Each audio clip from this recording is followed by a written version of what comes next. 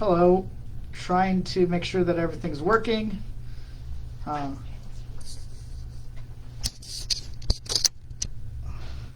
Hi, how's everyone doing today?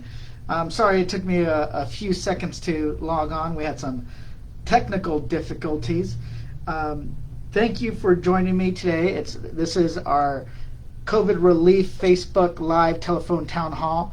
I wanted just to give everybody an update regarding the COVID relief negotiations, what we accomplished in those negotiations, and what was just signed. I know people are seeing on. I know that people are seeing that the president is threatening to veto the COVID relief legislation, and I'll address that soon.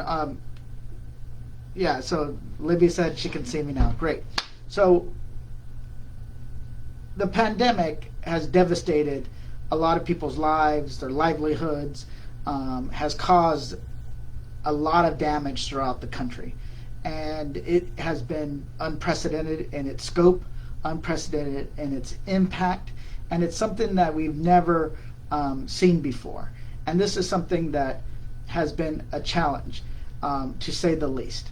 And what I wanted to do is just have an opportunity to go over the COVID relief package, what we got in it, and also explain some of the confusion that's out there. If people are getting most of their information on Twitter and sound bites or on Facebook, except if it comes from my page, it's not necessarily complete. So we want to provide you with the most up-to-date information possible so that you can make some informed decisions. It has been very, very difficult. I want to acknowledge that. I get it. I have a sibling who lost his job, wasn't being able to work for a number of months. He had to find it, but he was lucky and found another job. I have family in Mexico who not only lost jobs, but I know one of my aunts passed away during this pandemic, and people weren't able to go and visit her. Over 300,000 people have lost their lives because of COVID. It is real, it is serious, and we're facing a second surge. And we always knew that second surge would be more deadly and more challenging than the first surge. There's folks that never acknowledged that COVID was real, that they never acknowledged how contagious it was and how serious it was. And then there's people who got sick with COVID that are still dealing with the health ramifications of being sick. And that's going to be going on for months, maybe even years to come. So I get it. I talk to constituents every single day. I called during last week when I was in the middle of these negotiations. I called constituents back who left messages regarding the negotiations and what it meant to them, because this is a tough time for everybody. But I do believe because of that vaccine, we are we are seeing the light at the end of the tunnel. We're going to be able to get that vaccine out to as many people as possible, as quickly as possible. And once that occurs, we're definitely have a different opportunity. But I wanted to get on this Facebook Live to really walk through some of the wins and some of the broader brushstrokes and answer questions.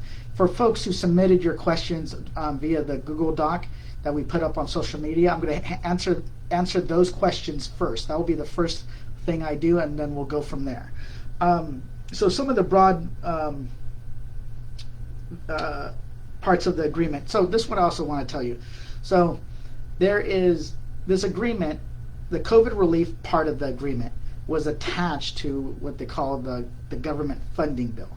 The government funding bills are appropriation bills that are appropriate money across the federal government for a variety of things. Everything from defense to the arts to tax credits for homes. It's a big spending package that needs to be done every year, no matter what. What happened is we knew that we were going to have to pass another spending package at the end of this year, and that was something that we were going to tackle, and appropriations was negotiated. We passed the HEROES Act at the beginning, sometime in the summertime, in order to help. That was our fourth COVID relief package that was meant to provide direct assistance to the American people, help deal with the pandemic itself. So a lot of people are getting the two confused, the COVID relief and the appropriations package that is passed every year in order to keep the government open and to keep the government functioning. If we don't pass those appropriations bills based on the budget that was passed, we haven't passed the budget in a long time, but if we don't do the appropriations bill, the government shuts down, and that ruins our credit. It has a bunch of negative impacts. So what ended up happening is that they divided what they call the appropriations bills, the bills to keep the government funded, into two parts. One, dealing with the Department of Homeland Security, Defense, and other parts. And the other part was like Health and Human Services and the like. So the first bill, the first appropriations bill, I didn't vote for because it had $1.375 billion for Trump's border wall. It's a vanity project that is not effective. It's a 5th century solution to a 21st century problem. So I voted against it for that first part. The second appropriations, that's where we attached a COVID relief bill in order to help people. So a lot of folks get those confused that they said, oh, you spent all this money on this stuff and you could have put it on the COVID relief.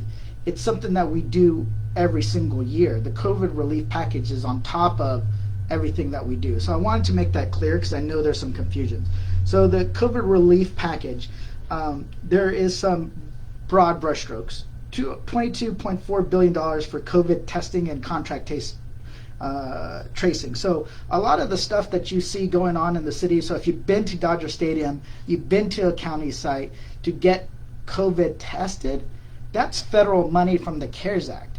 A lot of people don't know that or don't connect the dots because it's done by the city or the county. But those are federal dollars that we passed as a big part of the package. So that's one of the things that we wanted to do is continue to fund testing. Testing is still key. If people can get tested when they need to, when they're going to go, when they suspect being positive or have symptoms or non-symptoms, they got exposed, they can go in and get that test. So it's huge. So we needed to do that. The next part is $27.75 billion for COVID vaccines, to buy the vaccines and then the distribution of those vaccines. So a lot of the discussion now is we're in contracts, so a lot of the vaccines that have gone out, those are from the federal government. Those were purchased by the federal government in advance purchases with Pfizer as well as Moderna, and that's why you're seeing those go out.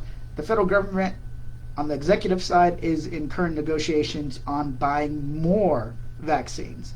You're like, if every person in the United States got a vaccine, you would need 600 million doses because it's a 2-shot regimen.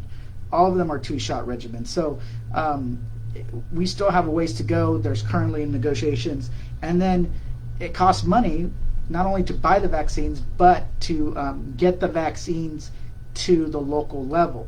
So get it to community health centers, to county hospitals, to get people actually vaccinated. It's going to cost money because you have to pay for the personnel, you have to pay for the space, you have to pay for the advertisement, you have to pay for it all. So the $27.7 billion is the first step in providing that. A big deal, which I thought it was a big deal, it's something that I actually signed up for. I was a co-sponsor of a rent relief program where we asked for $100 billion, Maxine Waters and I and a bunch of folks. And this is because of the pandemic. People they're struggling to make ends meet, but also to pay that rent, right? We're in a big bad situation if we don't help people to meet their obligations when it comes to rent. This was a solution that we always thought could be included. We included $100 billion for a rent relief program in the HEROES Act, and that was passed by the House, but it wasn't passed by the Senate. We got $25 billion for a new emergency rental relief program in this latest package. I'll go into that in more detail, but that one I think is one of the biggest deals that we can deal with. It's people who rent are often folks who can't own their own homes, that are often have other challenges. This is a big deal. and I'll go into detail about that. And then we extended the federal eviction moratorium until January 31st, 2021. That's an extension of the current moratorium. It expired. The original one expired. That was passed in the CARES Act in the summertime. Trump extended it through the end of this year, December 31st of 2020. It expires again. So we included in this package to January 31st, 2021. I will be circulating a letter and asking Joe Biden on first day he's in office to extend this federal eviction moratorium through the life of the pandemic. We cannot have people ending up going on the street because they can't make ends meet. And part of it is this virus. The only way we defeat it is, one, first we have to get people to stay home, and then you have to, and then local governments, state governments are shutting down economic activity. But if that happens and people can't work and can't earn money, then it is up to the federal government to provide assistance for people, right? And the state and the local has to do the same thing. So I'm going to circulate a letter. I'm going to ask for an extension of the eviction moratorium for the duration of the pandemic, and I'm going to ask Joe Biden to do it on his first day in office through executive order, which Donald Trump did for the second half of this year. Stimulus checks. So this is basically the economic impact payments. That's what they call it in the first CARES Act. This year, this one includes $2,400 for a family of 4, regardless of employment status. Includes mixed status families, people who are both documented and a U.S. citizen spouse. So, which was not included. So it comes down to $600 per adult, $600 per dependent child. I don't think that $600 is enough. I'm a co-sponsor of the Emergency Money for the People Act, which would provide $2,000 monthly payments to people under $130,000 with ROCANA. I think that is appropriate in this to deal with the scope of this problem. So we're going to keep fighting for that. Additionally, the $600 is, or the $2,400 for a family of 4, or $600 per adult, $600 per child, goes to both people who are employed and unemployed. So if you're employed and you're getting that extra money, that is helpful, but it's not close to be enough if you're unemployed.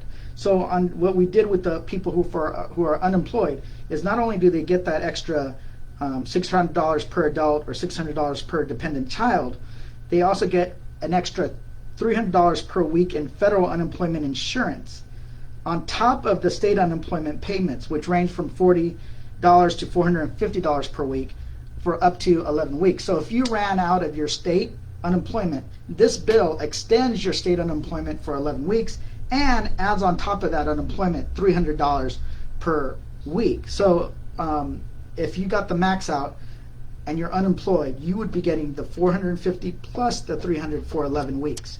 So that comes out to $750 per week.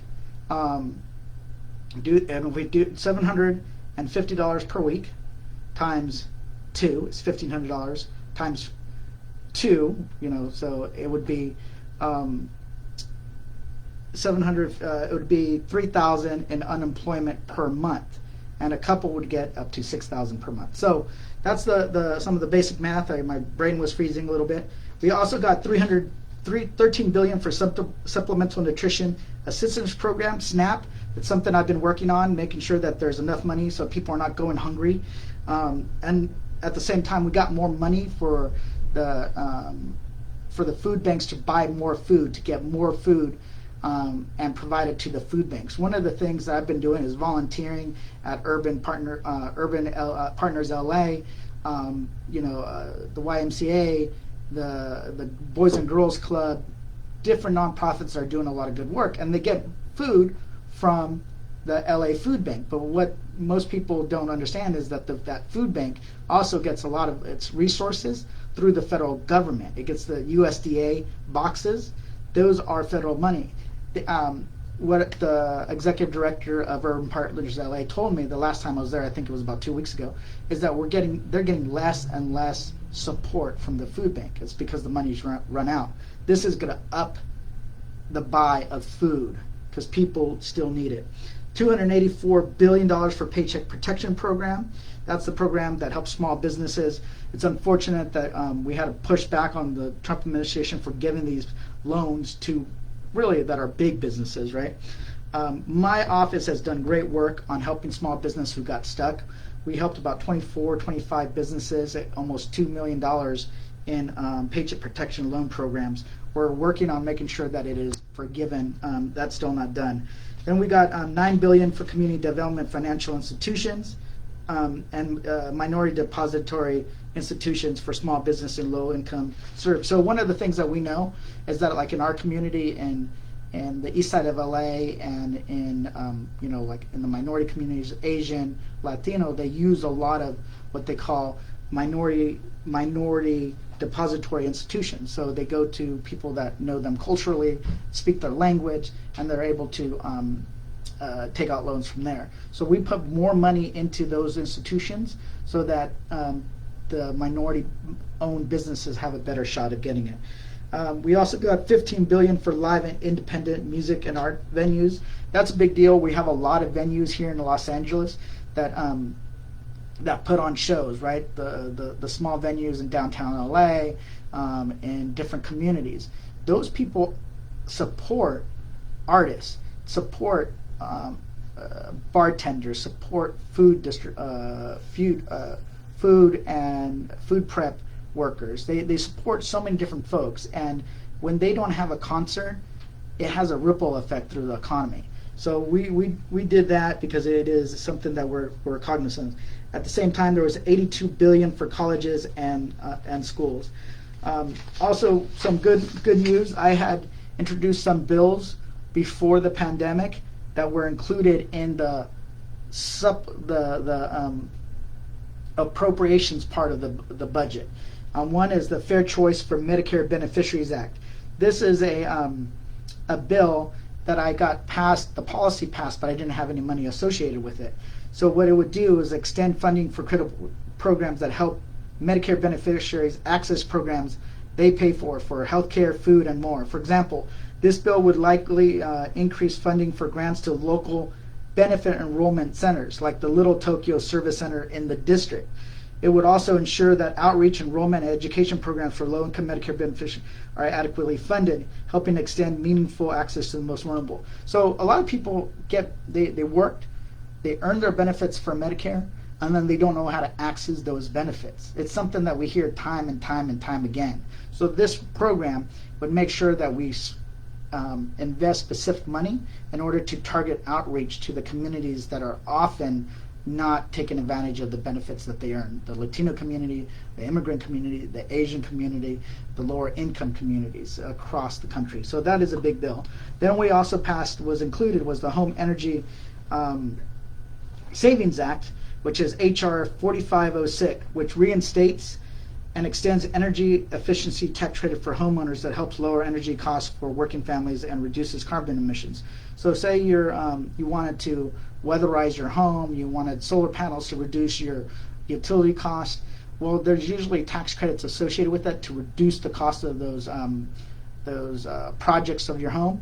Well, those expired, so my bill will extend that, and it's targeted specifically to low-income, middle-income, and lower-income individuals and households. And then we also did a new Homeowners Efficiency Act, which would incentivize homes being built that are more affordable, but also green homes. That's a key. So it is a big bill. I wanted to get to some questions. I know that's just a broad overview. So let me get started. Okay, so we have more people coming on board. So we're going to answer some of the questions. I'm going to start with. Let me see. I'm going to start with just the way they came in. I'm going to start with those questions. First, it says, will you support the bill amendment of $2,000 relief checks proposed by Rashida Tlaib and Ocasio-Cortez? I've been fighting for $2,000 reoccurring checks through the end of the pandemic for months. I was original co-sponsor of the Emergency Money for the People Act with Ro Khanna, and we've been fighting for inclusion of $2,000 stimulus or survival checks in the package, but the Senate has refused, right? We had more generous checks in the HEROES Act. So it's something that we've been pushing for. So we definitely knew that $600 wasn't enough, but we never had the 60 votes we needed in the Senate to push back. It is a surprise that all of a sudden President Trump says, oh, you know what, this is a disgrace, $2,000. Great, I'm glad he wants $2,000, but he could have called for this $2,000, put leverage on the Republicans in the Senate and pushed them to include $2,000 earlier. He didn't have to wait till now. He was quiet as a mouse when it came to the $2,000. So we're going to call his bluff. So yes, I support the $2,000 amendment by Tlaib and Ocasio-Cortez. There's also another amendment by Brendan Boyle. But it probably won't be any of those amendments. The strategy is what I'm being told is that we're going to put an amendment forward. We're going to put an amendment forward amending the section 6428 of the tax code to add $1,400 on top of that $600 to make it $2,000 to the COVID portion of the bill. Since we created that section, it can only happen if Trump signs both of them. So what we're doing is we're calling his bluff, saying sign the COVID relief package, the total package, and sign this amendment that increases the amount of the original bill, so that he can't say that he moves the goalpost on us, right? We're going to increase the 2,000 and support the 2,000, but I'm ready to go back and fly back to DC when I need to. It's something that we love to hear, and a lot of folks think that this guy is just straight up bluffing, right? He's mad at the Republicans because they're not standing up with them for on his false claim that he won. I know that there's some folks in here that are seriously online that actually believe, even if they're constituents, believe that Trump won. Trump lost, right? He straight up lost. That is it. He lost the Electoral College vote. He lost the popular vote, and they're looking for excuses to try to overturn the election, which we're not gonna happen. Not gonna let happen. So I just want to kind of go through that just in case. But yes, I will be supporting the $2,000 stimulus checks, and hopefully Trump signs both of them. But you never know. He's unhinged. He only thinks about himself, and I wouldn't be surprised if he vetoes the COVID relief legislation. I hope not, because people are suffering. Businesses are struggling. People need help now, and I hope that he doesn't do that. But you never know with this president. It is 2020, and anything is possible. So let me see. Second question. This is something that's come up. Why is the qualifier for stimulus payments still contingent only on 2019 salaries when millions were laid off in 2020? So this is a thing where I'm telling, don't just get your information from Twitter or from Facebook. Get it and check the sources, right? Because that's how you're getting good information. This is more complicated than people think. So the COVID relief package, the reason why it's not based on 2019. Let me step back. The checks, who gets the money, is based on the 2019 tax filings, because they needed to get the checks out quickly, and they don't know what people are earning today. So it's kind of like what they're saying is that if you made this much in 2019, we can assume that you're going to make that roughly. And what they did is they got that out as quickly as possible.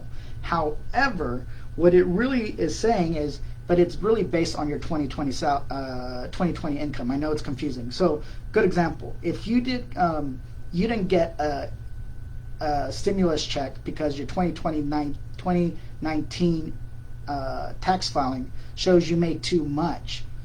When you file your taxes in 2020 or 2021 for your 2020 taxes, and it shows you got a less income, you're going to get money. You're going to get the money for the 2020 income levels. So you're going to get that money. So what they call the economic income, the economic impact payment amount to which they are entitled to isn't determined by your 2020 income. Understand many families and individuals experience a drop in income between 2019 and 2020. Some individuals may receive a less amount the last time. Say you got half because of your 2019 income. Well, when you file, you're going to get the difference. You're going to actually get money based on your 2020 income. If you're all of a sudden you were eligible for the full amount. So you can apply and get your full credit when you apply. You file your 2020 federal income tax return, and that's what will get you the difference.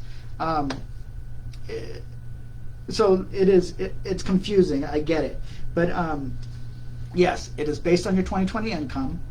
If you didn't get your CARES Act money, and you file for your 2020 taxes, that's when you'll get that, and you also get the money for the $600. So it's a little confusing, but you're definitely to get more of that money.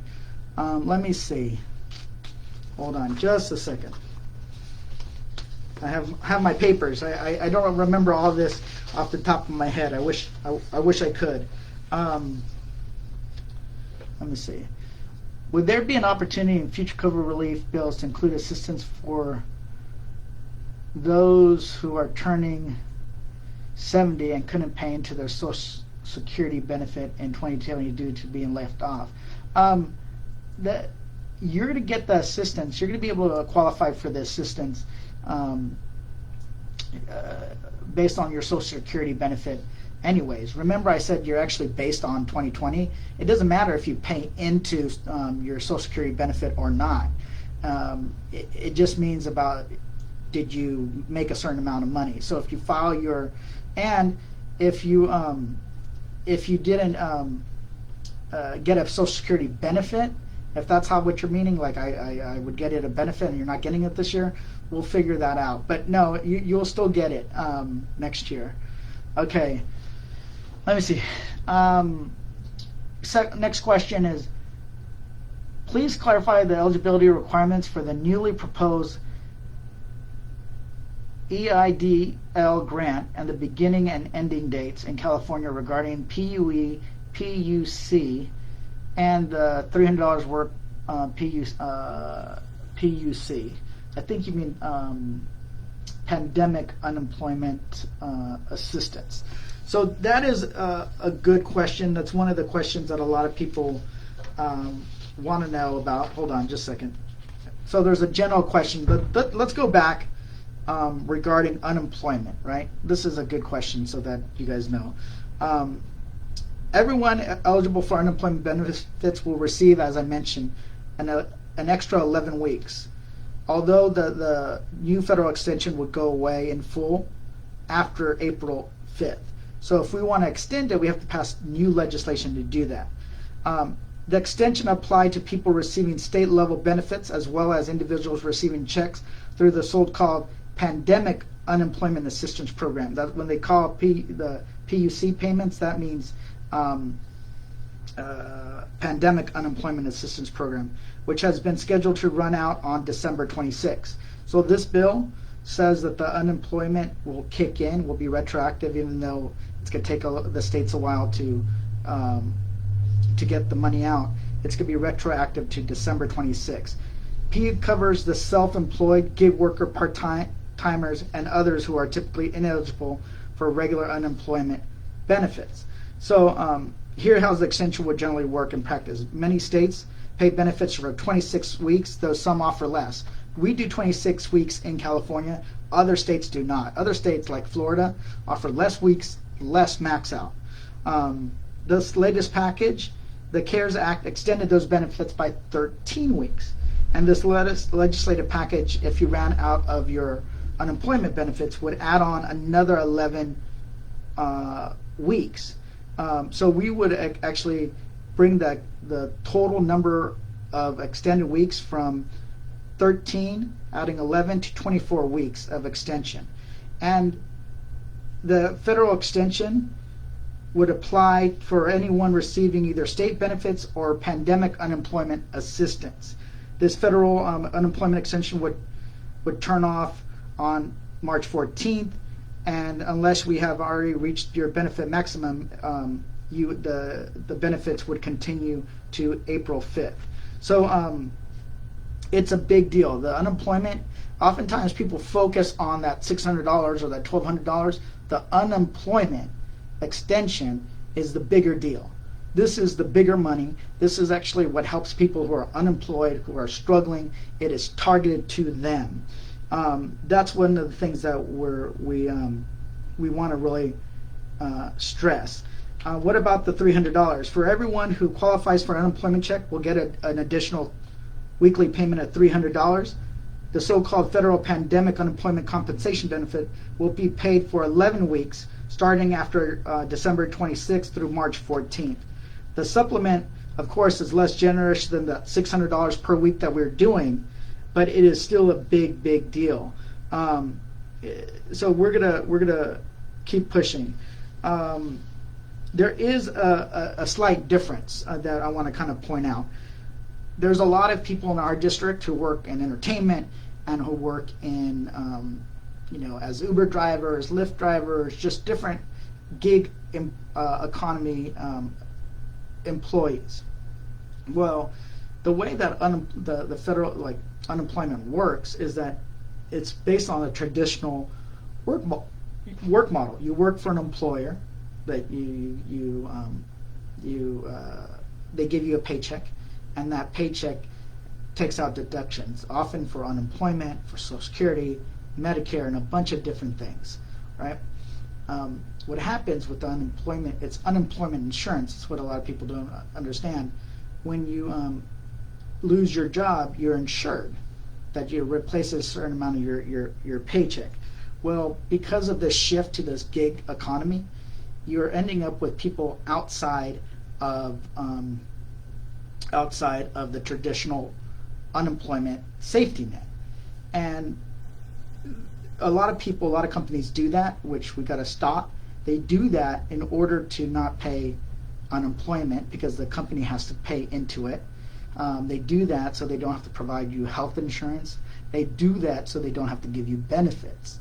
So although it seems like a good deal, they're really putting workers and the cost of supporting those workers on the backs of the taxpayers, which is fine. But we need to find a different way of taxing those corporations for refusing to pay their people higher wages, to make sure that we're holding them accountable to providing some kind of health care benefits, and then also unemployment.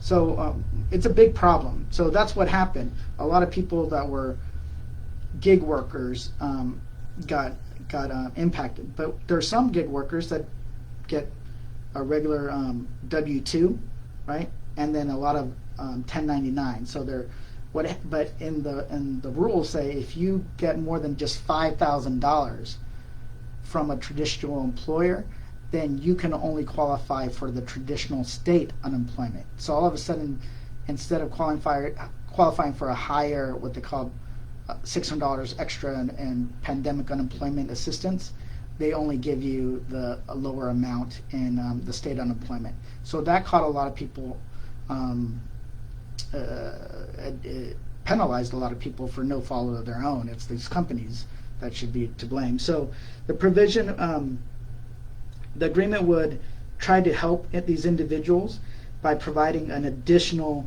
$100 weekly to individuals who have earned at least $5,000 a year in self-unemployment income. So let's say a person earned most of their income through larger freelance jobs from movies, lower paying jobs at restaurants in between. Such a worker would qualify for a loyal state benefit based on the restaurant work, right? So all of a sudden they're getting $50 instead of, because it doesn't take into account all their other income earned. So what this would do, $100 would be added to the $300 weekly federal benefit, and that would be paid for March. It's not ideal, it's not enough, but these folks were completely left out. It's terrible.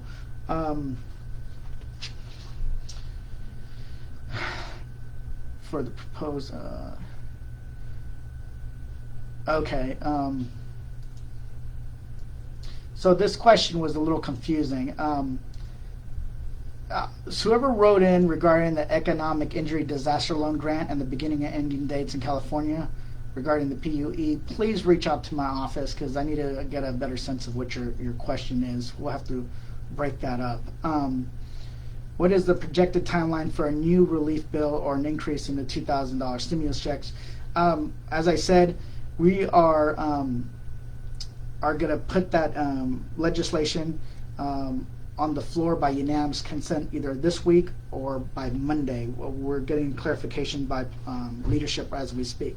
So to bring a bill to the floor and pass it by unanimous consent, it's technically a simple process. What you need is in the House, you just like we're going to pass this bill, blah blah, and you read is without objection. And if you don't have anybody object, then you can actually get, and you have agreement from the Republicans, you can pass a bill rather easily. We think that the Republicans will object. We think that the Republicans not agree to unanimous consent. So we're going to have some problems. But you know what? We're going to call their bluff. I hope that the Republicans get on board because that's what the American people need. They do need that $2,000 per adult and the extra payments to dependent children. So it is a big deal. Let me see, what time is it? 3:40. Let me keep going. I'm going to go through and scroll down some of these.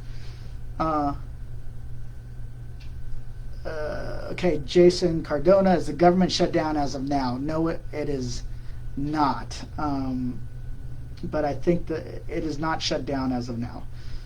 We need rent help. Yes, I agree. So let me go through a memo, go into more detail regarding rent. We learned some lessons. So the rent program here, there's a rent program, I'm not sure in the city of LA, if the city of LA put $100 million, 103. The $3 million came from the city, the $100 million came from the federal government. They're a portion of the CARES Act. They used it, put it towards a rent relief program. What they learned is that landlords were not accepting the money, so the city pivoted as quickly as possible and just gave the money directly to the renters. And that's one of the things. A lot of the landlords didn't want to accept and sign up for this program. So what would happen is the tenant would come forward with their proof and their income or lack of income and their proof that they're behind on their rent to the city, and then the city was working with these nonprofits. They would process, and then the landlord was supposed to accept the payment from the city. That never happened. So a lot of the landlords, it's not even that they rejected it, they just never responded. So what the city ended up doing is they pivoted and gave the money directly to the tenant. So that's one of the things. It's some landlords don't want to even get involved with the federal government or local government because they don't want to be told what to do. But so this is the bill. This is the bill that was provided by Maxine Waters. So what it would do is provide $25 billion to help families and individuals pay their rent and utility bills and remain stably housed. And it would also help rental property owners of all sizes continue to cover their costs, including costs of necessary to ensure residents' health and safety. What kind of assistance would renters receive? Eligible renters would be able to receive assistance with rent, utility payments, unpaid rent or utility that have accumulated since the beginning of the coronavirus pandemic, and other housing expenditures that were incurred due directly or indirectly to the pandemic. Eligible renters will also have access to services such as case management and tenant-landlord mediation to help them remain stably housed. A household may receive up to 12 months of assistance, but may receive an additional 3 months of assistance only if it is necessary to ensure the household remains stably housed and funds are available. How would renters, this is a question that was asked, and property owners apply for and receive assistance? Renters would apply for assistance with entities that the state, so the states are going to receive the money. The states are going to determine the local grantees to administer the program. So California will get a pot of money. They'll take the pot of money and then they'll give it to local nonprofits or the city or the county to administer the program. Once a renter qualifies for assistance, the administering entity would send the payment directly to the landlord. If the landlord declines to receive the assistance from the administering entity, so the nonprofit that checked this person's income, checked that they're behind, checked that they made all these qualifications, and the landlord refused the check, a renter may instead receive a direct payment from the administering entity to make rental payments to their landlord themselves. Property owners also could assist renters to apply for the rental assistance under the program or apply on behalf of the tenant. So if you have a tenant, I know there's some folks that have that are property owners on here right now. If you have a tenant that they're struggling and then they don't want to apply, you can apply for them and get that check. But we'll be required to notify the renter that the assistance is being provided on their behalf and obtain their consent in the application. So we got to try to make sure that we get the money to help people stay into their apartments or to their rental housing, and because a lot of property owners are small business owners, right? If they can't get their rent, they can't make their mortgage payments. If they can't make their mortgage payments, they can lose their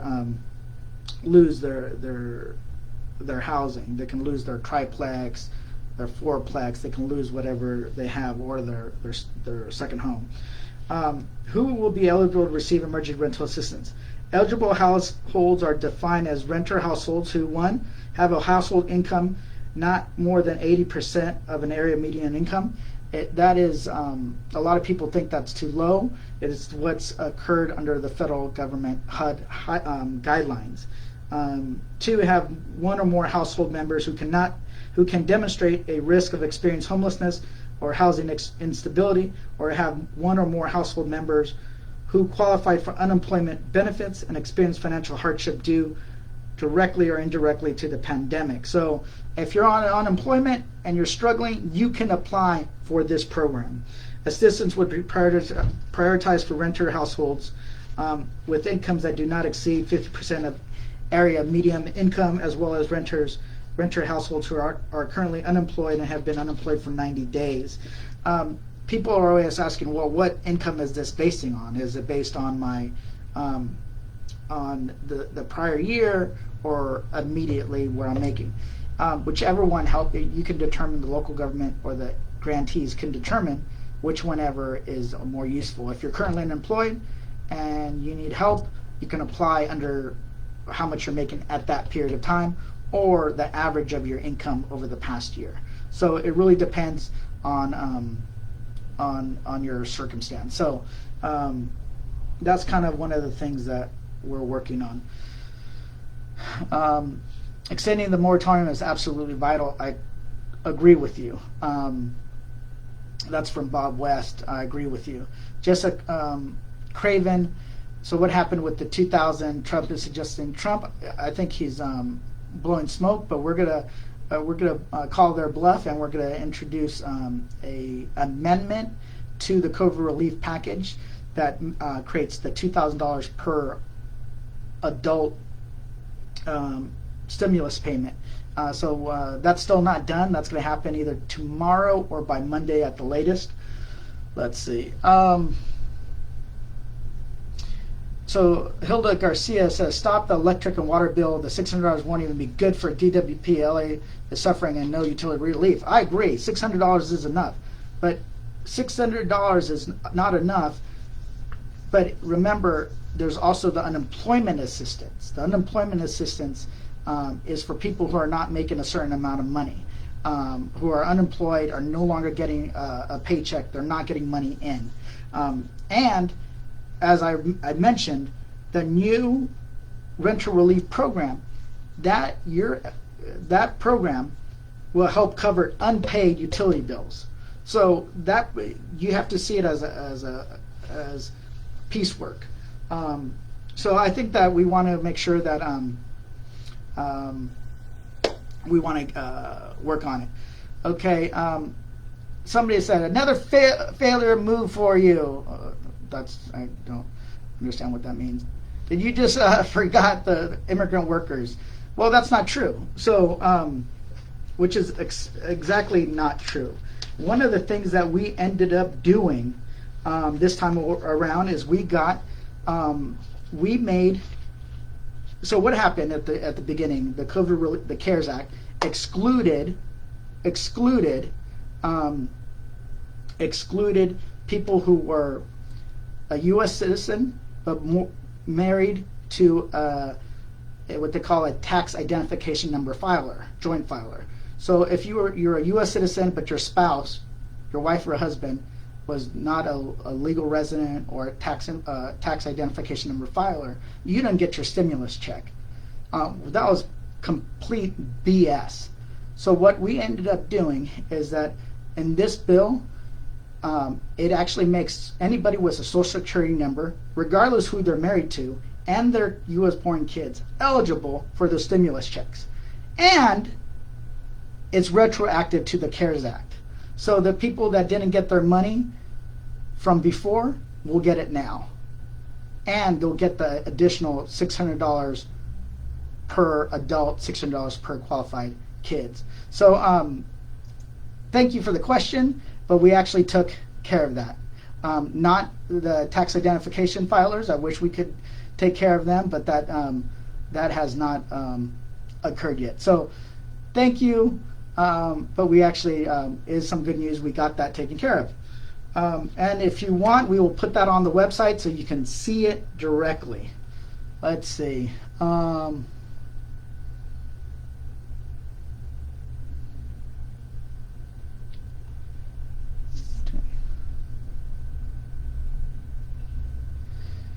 Lori Ortega says, it would be great if families that did not lose income and they're between 100,000 and 140 didn't get the checks, and it went to those who did lose income. Yeah, it would be great, but not a lot of people are going to give up their check.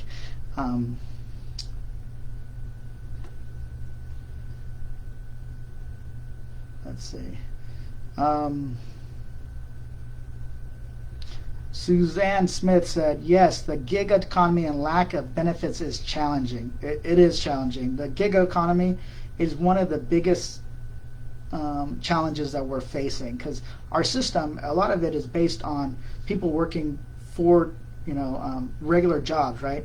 You apply with a W-2, you have a Social Security number, you get taxes taken out, but you also pay for a bunch of different things: unemployment, disability, Medicare, Social Security. A bunch of the taxes are taken out, and they're for programs. So most people don't know that your state paid family leave program is built on the state disability program. And if you're not paying into the state disability program, you're not eligible for the paid family leave program. So if your employer doesn't pay for unemployment insurance for you and you lose your job, then you're not covered by unemployment insurance.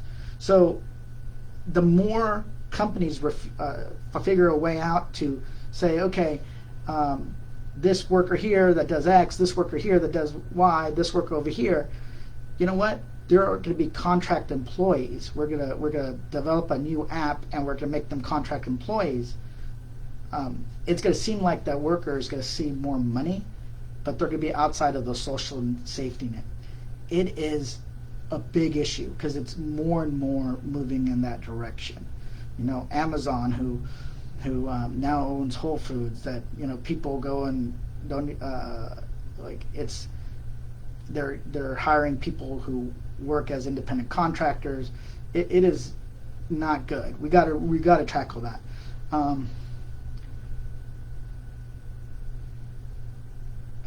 What happens the first of the year when all these people haven't earned any income because of 2020? 2020 was a disaster. People are struggling. I encourage everybody to apply for the unemployment. I encourage everybody to figure a way how to get the assistance they need. It's not enough, but that's why we need to have certain things that prevent people from ending on the streets. The eviction moratorium, we got to extend that. That's for federal backed mortgages, and it's hard to know what is a federal backed mortgage and what is not. The state needs to extend their eviction moratorium as well. So we got to make sure that we have different ways to fixing this. Are there any plans for rollout of vaccine for all others after healthcare workers are vaccinating? There is a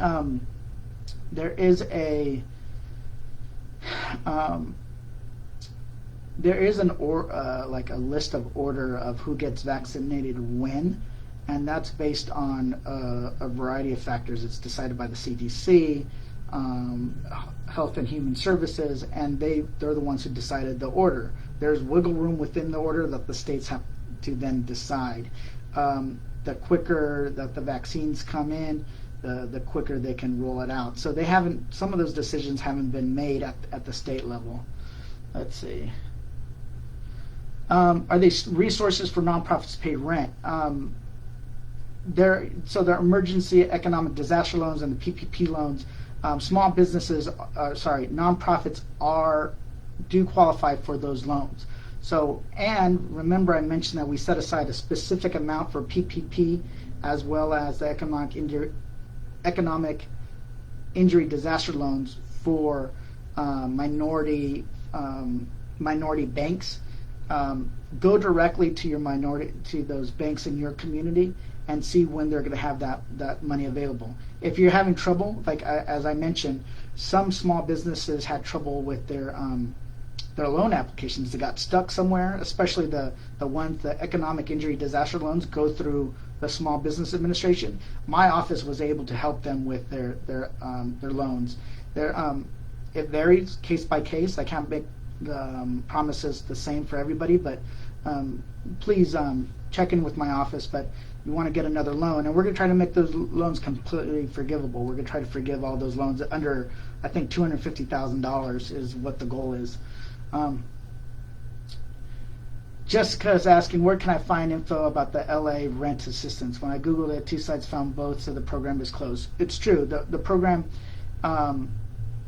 it is closed, but we're trying to get that money to people. We got to get that. That's why Trump, I wish he would just sign this COVID relief package so we can get that $25 billion to the states and to the local governments so that they can start their rental assistance program. But right now, we need to push for the state level and the local level eviction moratorium so people are not getting kicked out during the pandemic. We will, as we find out when the money's rolling out to the states, when these programs are getting launched, we will make sure that we email it out, we post about it, we put it on social media. So follow me, I rep Jimmy Gomez on Twitter, on Instagram, because we're going to be putting a lot of that information out there. So are you saying there is a new round of PPP? Correct, there's a new round of PPP. Is there any way the application for disability be approved quickly rather than the 2 to 3 month wait period? I am not sure, Terry. Please contact my office and we'll see what issues you're having. All right. Let me see. Did I miss?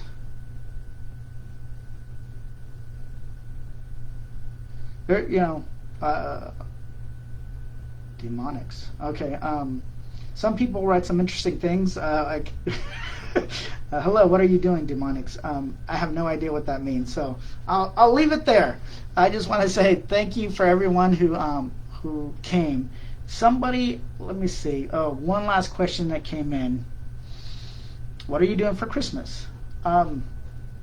Nothing. I'm staying here in LA for Christmas. My mom lives in Riverside. The pandemic is really, really bad. So what I would encourage people to do, I'm a elected official, I'm a public official. My job is to be in the public. So tomorrow I'm going to go to a nonprofit that is going to be giving out toys, some PPE, and we're going to hand stuff out to make sure that people feel that people are looking out for them. and I'm going to do that. But besides that, I'm going to stay at home with my wife, my dog Austin, my mother-in-law. We're not going anywhere because the pandemic is really, really bad. And we got to think about that. Right now, we have a surge in COVID infections. ICU beds, there's zero capacity. I represent 9 hospitals, including LA County USC, largest ICU, largest emergency room of most hospitals in Southern California or the state. And they have 0 ICU beds available. That's not good. And that's because of the pandemic. So say one of us is driving down the street and we get in a car accident, your loved one, yourself, your family member, a friend, and you need to go to an ICU, you need to go to an emergency room, an ICU, and there's no room for you, that is what we're dealing with. So stay home, try to support local businesses by ordering out, wear a mask. The mask is still the best thing. I'm not wearing a mask because I'm here by myself in my office. But be careful because it is bad. So I'm going to stay home, watch Elf. It's one of my favorite movies. Watch Mimi in St. Louis. Really just kind of take it easy. And there's kids on the block. On the block I live, they do things outside, so we'll probably give them their gifts because this 2020 was a crazy year. People are struggling, people are hurting, but we want to get through this. The vaccine, there is a light at the end of the tunnel because of the vaccine. When you got a chance, take the vaccine. Take the vaccine. Do not wait. Please take it because it will help you get back to a normal life. So thank you everyone for tuning in. We're going to have a telephone town hall, and so we're going to call out to everyone who couldn't make this, but we're going to go into more detail about COVID relief, but also what should my next 2-year agenda be. And we're going to be doing that on the first week of January. So I'll make sure you look out for that. And then we're going to do more Facebook town halls, get people to come on and listen and send questions ahead of time, and I'll try to work through it. So I really appreciate everybody being here. Hang in there. God bless you, and we're going to get through this together.